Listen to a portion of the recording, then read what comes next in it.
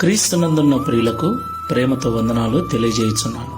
June నెల 22వ తేదీ 2025. ఈరోజు దేవుడు మనకు చేస్తున్న వాగ్దానం ఏమిటనగా యెహెజ్కేలు గ్రంథము 36వ అధ్యాయము 29వ వచనం. మీ సకలమైన అపవిత్రతను పోగొట్టి నేను మిమ్మును రక్షింతును, మీకు కరువు రానీయక ధాన్యమునకు ఆజ్ఞ ఇచ్చి అభివృద్ధి పరుతును. ఆమేన్. నా ప్రియమైన సహోదరి సహోదరులారా, ఈ లోకంలో యెహోవా దేవుడుగా గల నరులు ధన్యులు అని పరిశుద్ధ గ్రంథం సెలవిస్తుంది.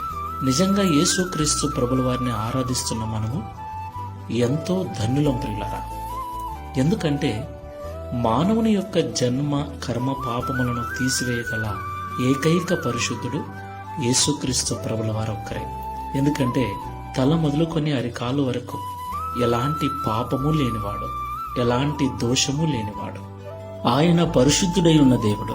ఈ లోకంలో మనము ఆయనను దేవునిగా అంగీకరించిన కారణమును బట్టి ఆయన మన పాపములన్నిటినీ కలవరి శిలువలో తన రక్తము ద్వారా కడిగివేసి మనల్ని నీతిమంతులుగా చేశాడు. దేవునికి మహిమ కలుగునుగాక. నా ప్రియులారా, ఈ జీవన సంబంధమైన వ్యాపారంలో చిక్కుబడి ఆయా సమయాలలో చూపు ద్వారా తలంపుల ద్వారా అపవిత్రతను కలిగి ఉంటున్న మనము నేటికి కూడా పశ్చాత్తాపముతో మోకరించి మారుమనస్సు పొంది ప్రార్థన చేసినట్లయితే మన అపవిత్రత అంతటినీ పోగొట్టి ఆయన రక్షించే దేవుడై ఉన్నాడు.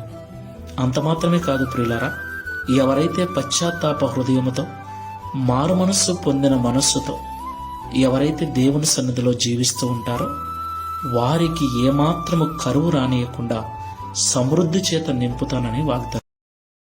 Download ShareChat.